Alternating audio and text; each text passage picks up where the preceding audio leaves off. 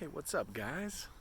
KT Outdoors here, and in today's episode, we're going to be talking about an often overlooked source of fruit. It's a pretty fun family outing, and usually a really great deal. That's coming up next.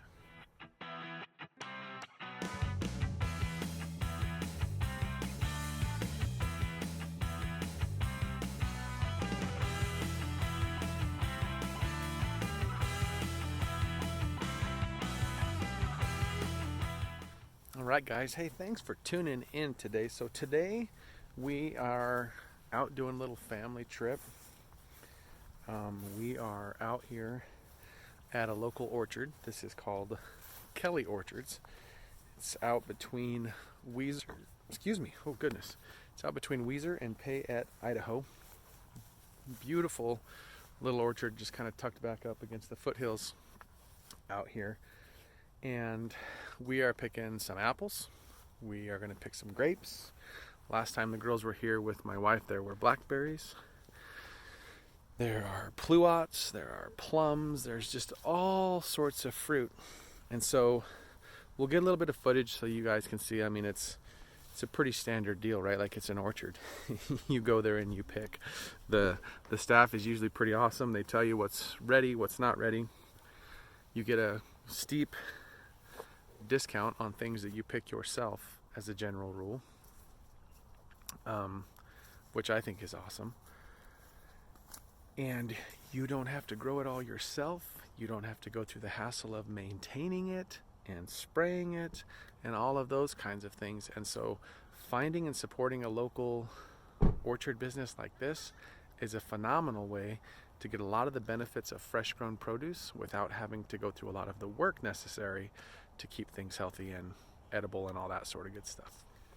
So another thing to think about when you're looking for these kinds of places in your local area is it affords you an opportunity to try different varieties that you know are proven growers in your area.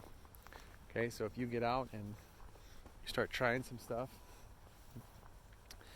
then you'll know, oh, I like this type of apple. I like this type of plum. I like this type of pluot. Whatever different types of things that you might be trying to grow or deciding you want to add to your own home orchard, you get a chance to go and taste those things in your climate, proven, ready to rock and roll, which is amazing. The other thing is you have access to all different kinds of fruit, even if you didn't grow them. So maybe you don't have room for plums. Maybe you don't have room for pear trees or as many types of apple trees as you would like to have. But come somewhere like this, you can try them. You have access to them. It's just an awesome situation. Okay, another thing to think about when you are coming to a place like this and analyzing it as a potential source of information for you, the other thing that you learn from being places like this is what varieties harvest and ripen at different times of the year in your local area. Okay, so if you come out here and they tell you, oh, this variety's ready now, that variety's not going to be ready for a couple weeks, that variety over there, you want to come back after the frost. So these people make their living growing this kind of food, and so they're a wealth of knowledge about varieties in your local area, when they ripen, what grows well, what pollinators you need to have around to make sure that things go good. Just all kinds of information for the taking if you just find these places and go access it. Man, you guys, I'm telling you, the abundance that you see, like, look at this. I don't know how well you can see in there. There are just grapes everywhere. And so you look, like all the way down there, all the way down here, just tons and tons of varieties. Like, you can kind of see over there the rest of their orchard. They've got Concord grapes. These are Jupiter and Flame grapes, and oh my gosh, are they amazing. I will totally be looking into finding some of this rootstock to try to add to our place if I can find it, because they're just beautiful grapes too. So productive. I don't know if you can see those in there. And it's just insane how many there are. So if you were interested in making juice or making jam or something like that, and you don't have enough, you can come to a place like this. And I was just on their website checking while we're out here walking around. These grapes are 65 cents a pound. That's it. And I'm telling you, the flavor is amazing. They're just super delicious. The other thing that has been beneficial for me as someone who's trying to do a lot of my own stuff is I can see what a professional grade water system looks like and how they are hydrating and getting irrigation to all of these plants in an area that is similar to my growing zones, very close to home basically, right? So this system's working here for a commercial orchard. A similar system would work for me. Okay, so these are pluots, and if you don't have pluots in your area, then you may not understand. The pluot is a cross between a plum and an apricot, pluot. So it's interesting to see a commercial orchard because what you find is that they'll plant 2 rows of the pluot. So this one is called Dapple Dandy, which is delicious. But then this next row over here, if you look on the ground, those are plums. And if you pay really close attention, you'll notice that this tree and that tree look different. That's because those are apricots. So you plant the plum, and then it looks like they're running, if you look down the row behind me, so they got a plum, apricot, apricot, plum, apricot, apricot, all the way down the row, because that's what's pollinating these pluots. And so there's 2 rows set up like this with 2 rows of pluots on either side of them, which is kind of interesting. So anyway, in case you didn't know. Okay, so one piece of advice I'll give you if you are attempting to do something like that. If you look at this tree behind me, this is a plum tree. And there are lots of plums on the ground. Big old mess. I came in and I was like, ooh, it'd be sweet to get some plums. And the first couple trees I looked at, there was like none. They were all on the ground.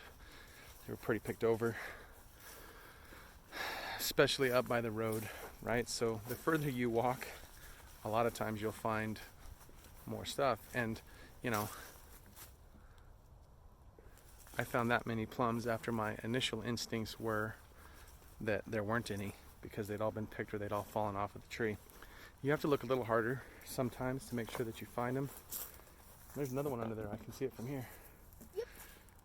Look down low, look in the crotch of the trees, all the places that people might overlook. Split. It's fine. Put it in there. We'll make jam out of that. And you can sometimes find the last little remnants kind of hanging out if you just take that extra second to look. And it's kind of funny because I'm walking back up the row now and I'm looking at the tree from a different angle and I'm seeing fruit that I missed the first time. So even if you think that's gone, just look hard and you might find some. So it's super fun. You can see on the ground behind us here, and if you know anything about fruit trees, you can start to recognize one of the coolest things about an orchard like this is, right here, peaches. We were just right back up there. That's where the pluots, the plums, and apricots all were. Right over here behind me, they're laying on the ground too. There's pears. We've obviously been picking apples. Are those oranges? These look like more Asian pears varieties right in here. She thought they were oranges because they're so yellow. Yeah. And then just down the road here where we're walking, the girls were out here last time, and what'd you guys pick up here? Blackberries. Blackberries. Okay, so once people start these kind of you pick orchard things, it just gets awesome because then they just start looking at little spaces of land here and there and go, well, we could put in a blackberry patch there or a raspberry patch there. And when you're a farm, holy crap. When you're a farm like these guys, your blackberry patch looks like the grapevines. Holy moly. Oh, let's go see how those look. Holy moly, guys. Like, look at these things. This is just insane. There's so many of them.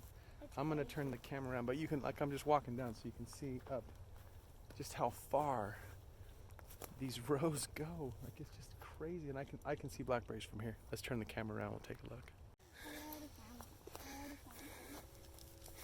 Dude, you're missing the great big ones right here. Look at this. Look at those right there. Put it in the basket. Okay, reach in there and get those two. Those two look good. Take a picture. Pull it. I am. It's videoing. Yum. Get that other one too. That looks yummy. That one's super ripe, I can tell.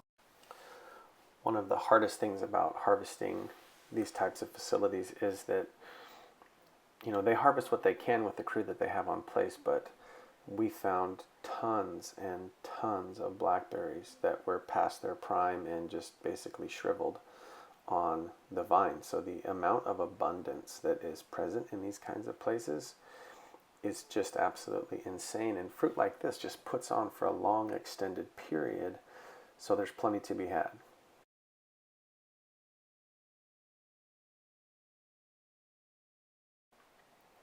So one of the things that's hard sometimes is you walk by an area that has already clearly been picked and you just can't help yourself because you see a little bit of fruit hanging on, which we were able to find. There's a little bit of bird damage on this one.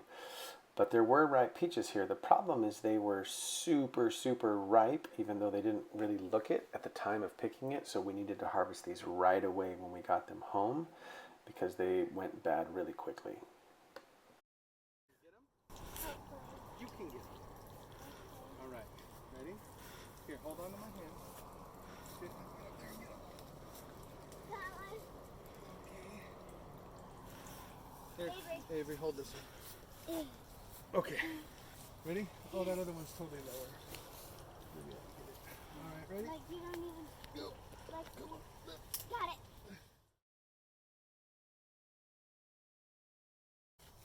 It's gonna be easy for you. Okay, get it. Okay. Is that the only one? Right. There aren't any ones to get? No. Well, you can see from this footage we were able to find a decent amount of blackberries. There's some plums. We found an absolute pile of peaches. There's another box towards the end here. The first variety of apples. I know that we had some Honey Crisps. I can't remember what the other kind was. 2 different varieties of grapes. There's the second variety of apples and the rest of the peaches, along with all of these pluots over here. Now guys, all of this produce, all of that was like just around $100. Such a great deal. Kelley Orchards also has a little shop kind of set up there in the barn right on location. So if you're not interested in doing the whole you pick thing, they are happy to pick for you. You can see they have lots of produce and fresh vegetables available, and they even do a little bit of their own preserving. So you can find some canned varieties of awesomeness, as well as my daughter's personal favorite, a wide selection of dried apples. Because, you know, when you have an apple orchard, you gotta have dried fruit. Thanks for watching, guys. I hope you got something out of this. If you did, maybe give this video a thumbs up and consider subscribing to the channel. We try to get out great content about once a week if we can to help everybody get excited to live the kind of life that's enjoyable, because life is better when it's lived outdoors. Thanks for watching. We'll see you next time.